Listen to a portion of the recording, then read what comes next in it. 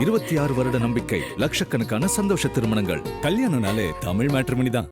சக்தியுடன் நேயர்களுக்கு அன்பு வணக்கம். இந்த வார ராசி பலன் பொதுவாக பாரதி ஸ்ரீதர் மேடம் தான் நம்மளுடைய வார ராசி பலன்கள் எல்லாமே சொல்லுவாங்க. இந்த வாரம் அவங்க வீட்டில் ஒரு திருமண வைபவம் இருக்குது. அதனால் இந்த வாரத்துக்கு உண்டான ராசி பலனை நான் சொல்ல வந்திருக்கிறேன். மேடம் கிட்ட இருந்தும் சில தகவல்களை, சில பலன்களை கேட்டு தெரிஞ்சுக்கிட்டு இருக்கேன். அதனோட அடிப்படையிலையும் நான் உங்களுக்கு இந்த வார ராசி பலன்களை வழங்கணும் அப்படின்னு ஆசைப்பட்றேன். 24/5/2026 முதல் 30/5/2026 வரைக்குமான வார ராசி பலன், அதாவது இந்த ஞாயிற்றுக்கிழமையிலிருந்து அடுத்த சனிக்கிழமை வரைக்குமான ராசி பலன். இது ரொம்ப ஒரு முக்கியமான வாரம் அப்படி தான் நம்ம சொல்லணும். ஏன்னா எல்லோரும் ஆவலோடு எதிர்பார்த்து கொண்டு இருக்கிற குரு பெயர்ச்சி இந்த வாரத்தில் தான் நிகழ்து. 26ஆம் தேதி வாக்கிய பஞ்சாங்கப்படி காலையில் 11 மணிக்கு குரு பெயர்ச்சி நடக்குது. ஸோ இந்த வாரம் பலரோட வாழ்க்கையிலையும் பெரிய மாற்றங்கள் நிகழ்வதற்கான ஒரு வாரம் அப்படின்னு சொல்லலாம். இந்த வாரத்தில் இன்னொரு பெயர்ச்சின்னு சொன்னால், அதே நாளில் புத பகவான் ரிஷபராசியிலிருந்து மிதுன ராசிக்கு தன்னோட சொந்த வீட்டில் சேர்றாரு. ஏற்கனவே அங்கே சுக்கிரன் இருக்கிறார், அவர் கூட சேர்றார். எனவே இந்த வாரங்கிறது பல முக்கியமான பெயர்ச்சிகள் மட்டுமல்ல, பல முக்கியமான நாள்களும் இருக்குது. பிரதோஷம் 28ஆம் தேதி வருது. 27ஆம் தேதி உங்களுக்கு ஏகாதசி திதி வருது. இப்படி இந்த வாரம் முழுவதுமே சந்திரனானவர் சிம்ம ராசியிலிருந்து விருச்சிக ராசி வரைக்கும் சஞ்சாரம் செய்கிறார். சிம்மம், கன்னி, துலாம், விருச்சிகம் அப்படிங்கிற 4 ராசிக்கு அவர் பயணப்படுகிறார். அந்த வகையில் சந்திராஷ்டமம் அப்படின்னு பார்த்தீங்க அப்படின்னு சொன்னால், மகரம், கும்பம், மீனம், மேஷ ராசிக்கு கடைசி சனிக்கிழமை அன்னைக்கு பாதிக்கு மேலே தான் வருது. அப்படின்னு சொன்னாலும் இந்த 4 ராசிகளுக்குள்ளேயும் சந்திராஷ்டமம் இருக்குது. எனவே இந்த வாரத்துக்கான பலன் என்ன அப்படிங்கிறத நம்ம பார்க்கலாம். மேஷராசிக்காரங்களுக்கு 5, 6, 7, 8ங்கிற கட்டங்களில் சந்திரன் சஞ்சரிக்கக்கூடிய ஒரு நல்ல வாரம் இது. 8ல் சஞ்சரிக்கிறதுனா கடைசி நாள் சனிக்கிழமை அன்னைக்கு மதியத்துக்கு மேலே தான் உங்களுக்கு சந்திராஷ்டமம் வருது. வாரம் முழுவதும் உங்களுக்கு ரொம்ப அழகாக இருக்குது, தெளிவாக இருக்குது. 3ஆம் இடத்துல இருக்கக்கூடிய குரு பகவானானவர் செவ்வாய்க்கிழமை அன்னைக்கு 4ஆம் இடத்துக்கு வந்துடுறார். 4ல் குரு வர்றதோடு மட்டுமில்லை, அங்கே உச்சமும் அடைகிறார். மேஷராசிக்காரங்களுக்கு நிறைய விஷயங்கள், அற்புதங்கள் நடக்க போகுது. இதுவரைக்கும் குரு பகவான் 3ஆம் இடத்துல இருந்தாலும் உங்களுக்கு பெரிய நன்மைகளை அவர் செய்யலை. அதுக்கு காரணம், அது ஒரு பகை வீட்டில் அவர் இருந்ததுனால பெரிய நன்மைகளை தர முடியல. இப்போ அவர் 4ஆம் இடத்துக்கு வந்துட்டார். பல சொத்து சுகங்கள் வாங்கிறது, நிலம் வாங்கணும்னு ஆசைப்படுவீங்க. கடைசி நேரத்தில் கை நழுவி போகும். வீடு வாங்கணும்னு ஆசைப்பட்டிருப்பீங்க. கடைசி நேரத்தில் அது முடியாமல் போயிருக்கும். விற்கிறது வாங்கிறது எல்லாமே தடங்களாயிருக்கும். அந்த தடங்களை எல்லாம் குரு பகவான் நீக்க போகிறார். மேஷராசிக்காரங்களை பொறுத்தளவில் சந்திரனோட சஞ்சாரமும் ரொம்ப அற்புதமாகவே இருக்குது. பிள்ளைகள் வழியில் பெருமைகள் கிடைக்கக்கூடியதாக இருக்குது. 6ஆம் இடத்துல சந்திரன் சஞ்சரிக்கக்கூடிய அந்த காலகட்டத்தில் மட்டும் புதிய கடன் முயற்சிகளை தவிர்க்கிறது நல்லது. மற்றபடி இந்த வாரம் என்பது மேஷராசிக்காரங்களுக்கு ஒரு அற்புதமாகத்தான் இருக்குது. 7.5 சனி நடக்குது. அதனால் நிறைய நேரங்களில் மனதில் தான் ஒரு குழப்பம் வந்துக்கிட்டே இருக்குது. இதை செய்யலாமா, செய்யக்கூடாதாங்கிற தன்னம்பிக்கை குறைபாடு ஒரு சில மேஷராசிக்காரங்களுக்கு இருக்குது. அது முற்றிலுமே தேவையில்லாத ஒன்று. ஏன்னா உங்களுக்கு 2ஆம் இடத்துல சூரியன் இருக்கிறார். சூரியன் உங்களுக்கு குடும்பஸ்தானத்தையும் தனஸ்தானத்தையும் அற்புதமாக வலுப்படுத்தக்கூடிய ஒரு வாரமாக இருக்குது. 3ஆம் இடத்துக்கு தன் சொந்த வீட்டுக்கு புத பகவான் வந்ததும் உங்களுடைய முடிவெடுக்கிற திறன் எல்லாம் ரொம்ப ஷார்ப்பாக இருக்கும். முக்கிய முடிவுகளை எடுப்பீங்க. எல்லாமே சிறப்பாக இருக்கும். ரிஷபராசிக்காரங்களுக்கு ஒரு அற்புதமான காலகட்டம் தொடங்குது. அற்புதமான காலகட்டம்னு நான் சொல்கிறத விட ஒரு சுவாரஸ்யமான காலகட்டம் தொடங்குது அப்படின்னு கூட வச்சுக்கலாம். ஏன்னா 3ஆம் இடத்துக்கு குரு பகவான் வந்துடுறாரு. நிறைய விஷயங்களில் புதுசாக ட்ரை பண்ணி பார்க்கணும், புதுசாக ஏதாவது செய்யணும். இது நாள் வரைக்கும் பண்ணிக்கிட்டு இருக்கிற அந்த அரைச்சமாவே அரைக்கிற வேலை எனக்கு பிடிக்கல அப்படின்னு நிறைய ரிஷபராசிக்காரங்க மனசுக்குள்ளேயே ஒரு வருத்தத்தோடு இருக்கீங்க. அவங்க எல்லாருக்குமே ஒரு புதிய வாழ்க்கை இந்த காலகட்டத்தில் தொடங்க போகுது அப்படின்னு சொல்லலாம். சந்திரனோட சஞ்சாரமும் ரிஷபராசிக்காரங்களுக்கு ரொம்ப அற்புதமாக இருக்குது. 4, 5, 6, 7ங்கிற இடங்களில் சந்திரன் சஞ்சாரம் செய்கிறாரு. இது எல்லாமே அற்புதமாக இருக்கும். குடும்பத்தில் தாய் வழியில் நன்மைகள் கிடைக்கும். சகோதரர்கள் உதவி செய்வாங்க. பூர்வீக நிலத்திலிருந்து நல்ல தகவல்கள் வந்து சேரக்கூடிய காலமாக இருக்கும். வாழ்க்கை துணை மூலமும் ஒரு அனுகூலம் கிடைக்கும். 2ஆம் இடத்துல சுக்கிரனும் புதனும் சேர்ந்து செவ்வாய்க்கிழமையிலேருந்து சஞ்சரிக்க போகிறாங்க. காதல் வாழ்க்கை திருப்திகரமாக இருக்கும். நிறைய பேருக்கு காதல் கைகூடக்கூடிய காலம் எது அப்படின்னா இதுதான். பணவரவு அற்புதமாக இருக்கக்கூடிய காலகட்டம். என்ன சார், மாத கடைசியில் பணவரவு இருக்கும் அப்படின்னு சொல்கிறீங்களே அப்படின்னு சொன்னால் நிச்சயமாக இருக்குங்க. கண்டிப்பாக உங்களுக்கு ஒரு சிறு தொகையாவது நீங்கள் எதிர்பாராத தொகை கிடைக்கும். எதிர்பார்த்த தொகை வர்றது, சம்பளம் கிரெடிட் ஆகிறது, அதெல்லாம் வேற விஷயம். ஆனால் இந்த வாரத்தில் உங்களுக்கு எதிர்பாராத ஒரு தொகை கூட கிடைக்கிறதுக்கு வாய்ப்புகள் இருக்குது. மனதில் புதிய எண்ணங்கள் எல்லாம் உதிக்கக்கூடிய காலகட்டம் இதுங்கிறதுனால தன்னம்பிக்கையோடு இருப்பீங்க. புதிய முயற்சிகளை தெளிவாக தொடங்குவீங்க. தன்னம்பிக்கையோடு செயல்பட்டு முயற்சிகள் எல்லாமே வெற்றியடையக்கூடிய வாய்ப்பு இருக்கிற நல்ல காலம். சனி பகவான் 11ல் இருக்கிறாரு, அது ஒரு பெரிய பலம், அதை மறந்துடாதீங்க. லாபத்தில் இருக்கக்கூடிய சனி உங்களுக்கு வெளிவட்டாரங்களில் பெரிய நன்மைகளை கொடுக்க போறார், வெற்றியை கொடுக்க போறார். எதிரிகள் விஷயத்தில் உங்களுடைய ஜெயம்ங்கிறது உறுதிப்படுத்தப்பட்ட ஒன்று. மிதுன ராசிக்காரங்களுக்கு ஒரு பொன்னான காலம் ஆரம்பிக்குது அப்படின்னு சொல்லலாம். இது நாள் வரைக்கும் எதை தொடங்கினாலும் ஒரு தடங்கல், என்ன முயற்சி பண்ணினாலும் அது வெற்றியில் முடியாமல் தோல்வியில் முடிகிறது அல்லது இழுபறியில் முடிகிறதுன்னு பல விதங்களில் மிதுன ராசிக்காரங்க திண்டாடிக்கிட்டு இருந்தாங்க. அதுக்கு முக்கியமான காரணம் ராசிக்குள்ளேயே குரு பகவான் இருந்தார். எப்போவுமே குரு பகவான் நம்மளோட ராசியில் இல்லாமல் வெளியில் இருந்தார்னா அது சாதகம் இல்லாத இடமாக இருந்தால் கூட அவர் பார்வை மூலம் நமக்கு பல நன்மைகள் கிடைக்கும். ஆனால் அவர் நம்ம ராசிக்குள்ளேயே உட்காந்துட்டாரு. நிறைய உடல்நல குறைபாடுகள் எல்லாம் மிதுன ராசிக்காரங்க கஷ்டப்பட்டுட்டு இருந்தீங்க, அது எல்லாமே விலகிறத பார்த்துருப்பீங்க. இந்த வாரத்திலேயே கூட நிறைய பேருக்கு ஒரு தன்னம்பிக்கை வந்திருக்கும். 2ஆம் இடத்துல குரு அமரப்போகிறார், செல்வம் செல்வாக்கு அதிகரிக்க போகுது, பேச்சில் ஒரு இனிமை, பேசி காரியத்தை சாதிக்கிறது அப்படின்னு சொல்லுவாங்க இல்லையா, அதெல்லாம் இந்த காலகட்டத்தில் உங்களுக்கு நடக்கும். பேச்சையே தொழிலாக கொண்டவர்கள், பேச்சாளர்கள், ஜோதிடர்கள், அல்லது நீங்கள் ஒரு இயக்கத்தில் இருக்கிறீங்க, ஒரு கட்சியில் இருக்கிறீங்க, அங்கே பேச வேண்டியது இருக்குது, அப்படிப்பட்ட பேசி வேலை பார்க்கக்கூடியவங்க, மார்க்கெட்டிங் தொழிலில் இருக்கிறவங்க எல்லாருக்கும் தங்களுடைய வேலையில் உச்சத்தை அடையக்கூடிய காலகட்டமாக இந்த காலகட்டம் இருக்க போகுது. இந்த வாரத்தை பொறுத்தளவில் சந்திர பகவான் உங்களுக்கு 3, 4, 5, 6ங்கிற இடங்களில் சஞ்சாரம் செய்ய போகிறார். முயற்சி ஸ்தானத்தை வலுப்படுத்துகிறார் சந்திரன். ஆனால் கேதுவோட சேர்ந்து இருக்கிறார். எனவே வாரத்தினுடைய தொடக்க நாள்களில் ஒரு சின்ன சின்ன மன சஞ்சலம் இருக்கும். ஆனால் 26ஆம் தேதி குரு பகவான் 2வது இடத்துக்கு வந்தது உடனேயே உங்களுக்கு மனம் தெளிவாயிடும். புதிய முயற்சிகள் எல்லாமே அனுகூலமாக முடியும். இந்த வாரம் என்பது மிதுன ராசிக்காரங்களுக்கு தொட்டது துலங்கக்கூடிய வாரம். புதிதாக ஏதாவது தொடங்கணும்னு நினைச்சிங்கன்னா அது குறித்து இந்த வாரத்தில் திட்டமிடுங்க, அற்புதமாக இருக்கும். கடகராசிக்காரங்களுக்கு இந்த வாழ்க்கையில் இதுதாங்க தருணம் அப்படின்னு சொல்லுவாங்கல்ல, இந்த காலகட்டத்தை நம்ம தவறவே விடக்கூடாது, இந்த காலகட்டத்தை பிடிச்சுக்கிட்டோம் அப்படின்னா வாழ்க்கையில் மேலே வந்துடலாம் அப்படின்னு சொல்லுவாங்கல்ல, அப்படிப்பட்ட ஒரு காலகட்டம் தொடங்குது. கடகராசிக்காரங்களுக்கு கடந்த 12 ஆண்டுகளாகவே எதுவுமே அவங்களுக்கு சரியில்லை, நிறைய பிரச்சனைகள் தொடர்ந்து இருந்தது. வாக்கிய பிரகாரம் உங்களுக்கு சனி பகவான் இப்போ 9க்கு வந்துட்டாரு, திருப்தியாக இருக்கிறீங்க, ஓரளவுக்கு பிரச்சனைகளை சமாளிக்கிற மனநிலை உங்களுக்கு வந்திருக்கு. ஆனால் குரு 12லேருந்து நிறைய செலவுகளை கொடுத்துக்கிட்டு இருந்தார். இப்போ அவர் ராசிக்குள்ளேயே வந்துட்டார். ராசிக்குள்ளே வந்தது மட்டுமில்லை, உச்சமும் வேற அடைகிறாரு. மற்ற ராசிக்கெல்லாம் நல்லது செய்யக்கூடிய குரு பகவான் உங்களுக்கு நல்லது செய்யாமல் போயிடுவாரா? நிச்சயமாக நல்லது செய்வார். ஒரு தன்னம்பிக்கையை உயர்த்துவாருங்க. வாழ்க்கையில் ஒரு மாற்றத்தை கொடுப்பார். நேற்று வரைக்கும் நீங்கள் செய்துக்கிட்டு இருந்த விஷயங்கள்லேருந்து இன்னைக்கு நீங்கள் செய்யக்கூடிய விஷயங்களையும் நீங்களே கம்பேர் பண்ணி பார்த்தீங்கன்னு சொன்னால் எவ்வளவு மாறி இருக்கீங்கிறது உங்களுக்கு தெரியும். இதுவரைக்கும் தவறான பாதையில் போனவங்க, தப்பான நண்பர்கள் வழிநடத்தப்பட்டவங்க எல்லாருமே இந்த காலகட்டத்தில் சரியான பாதைக்கு திரும்பி வந்துடுவாங்க. வியாபாரம் செய்கிறவங்களுக்கு இது ஒரு பொன்னான காலகட்டமாக இருக்கும். சந்திரன் 3ஆம் இடத்துல கன்னிராசியில் இருக்கும்போது தைரியமாக இருப்பீங்க. அதே நேரத்தில் 3ஆம் இடத்துக்குரியவரான புதன் 12ஆம் இடத்துக்கு வந்துடுறாரு. அதனால் செலவுகள் கொஞ்சம் அதிகரிக்கும்.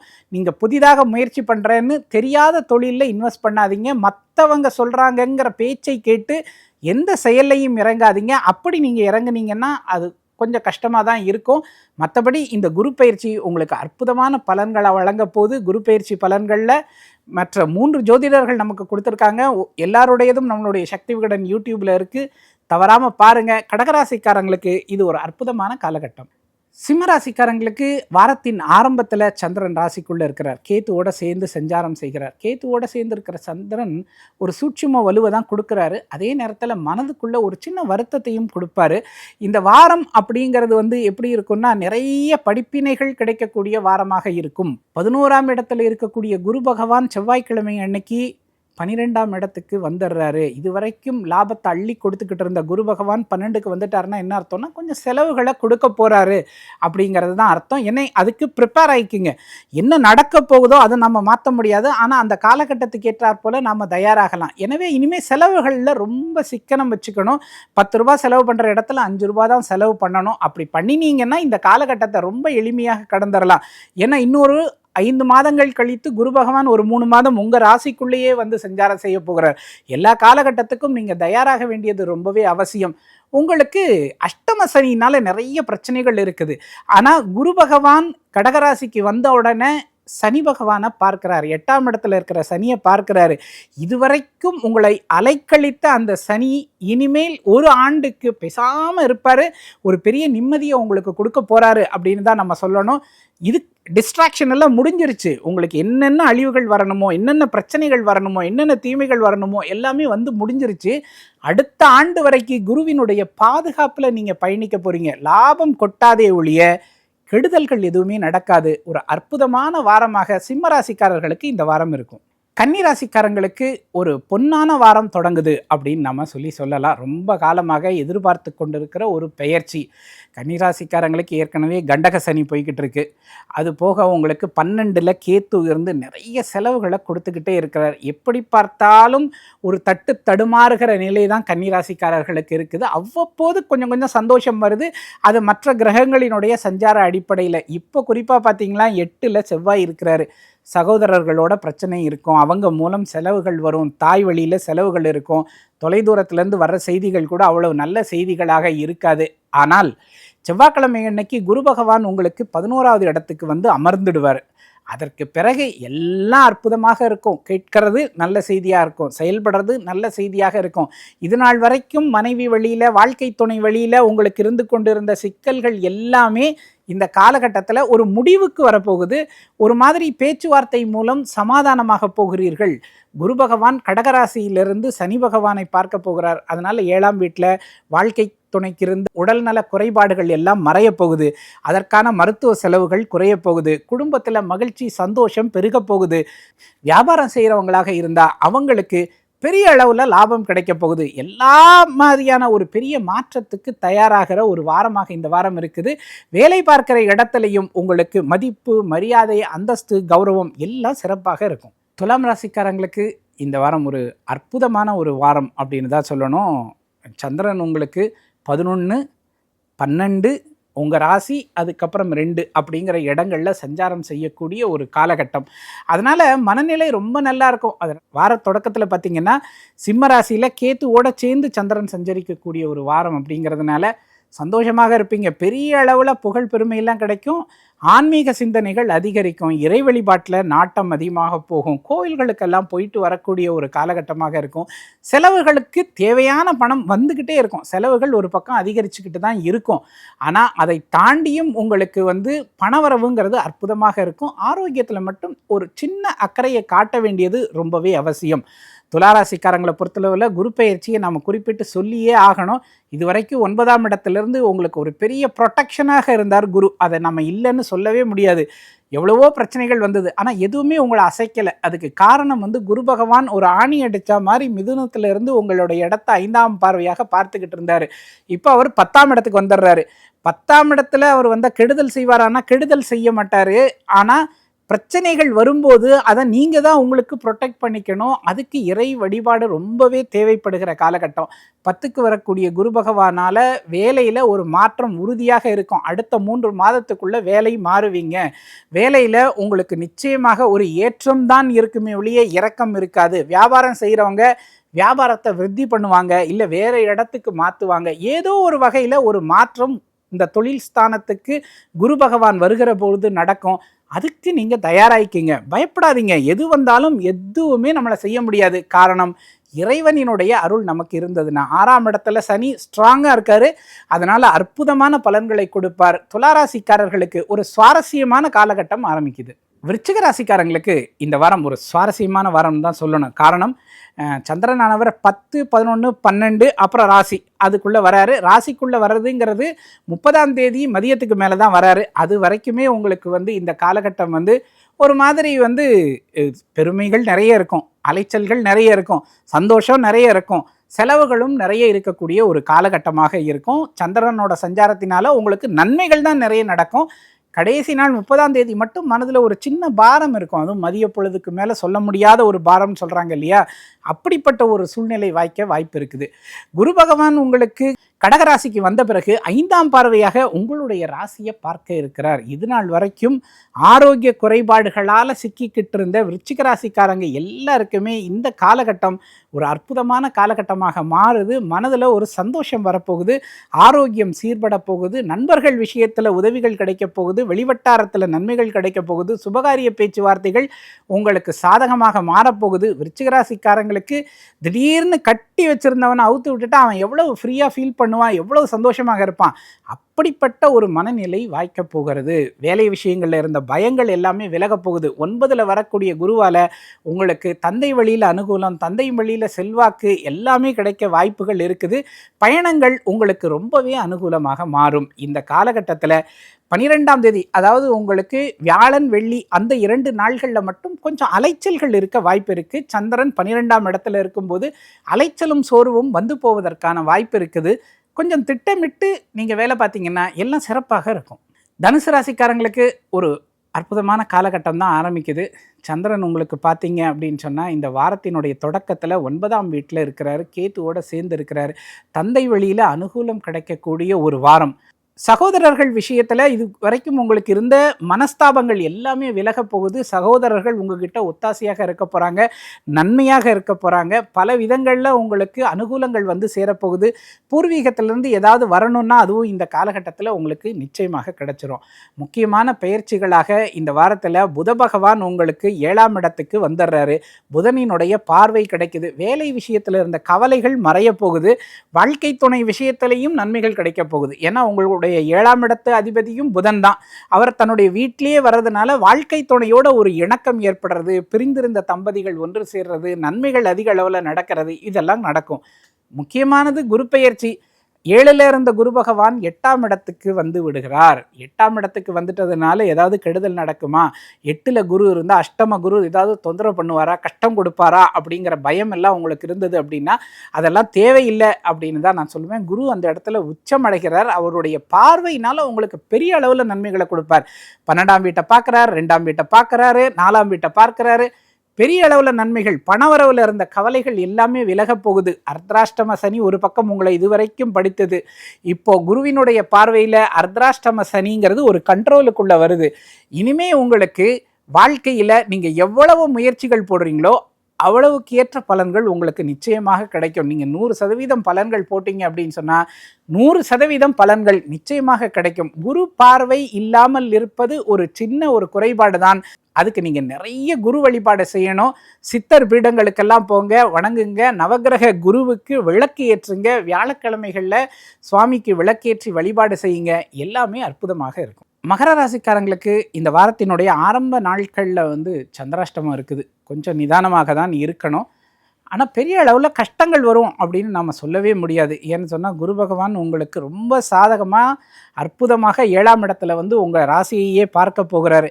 அதனால் எல்லாம் நல்ல விதமாக இருக்கும். நீங்கள் பயப்பட மட்டும் வேண்டாம், பயப்படாதீங்க, தைரியமாக இருங்க. சந்திராஷ்டம நாளில் செய்யக்கூடாதுன்னு ஏதாவது இருக்கா அப்படின்னா யாருக்கும் எந்த வாக்குறுதியும் கொடுக்காதீங்க. தேவையற்ற வார்த்தைகளை பேசிடாதீங்க. ஏதாவது செய்திகள் காதில் விழும், உடனே அடுத்தவங்கள்ட்ட சொல்லணும் அப்படின்னு துடிக்காதீங்க. ஏன்னா அந்த கேள்விப்பட்ட செய்தி உண்மையா பொய்யாங்கிறது வந்து 2 நாட்களுக்கு பிறகுதான் உங்களுக்கே தெரிய வரும்.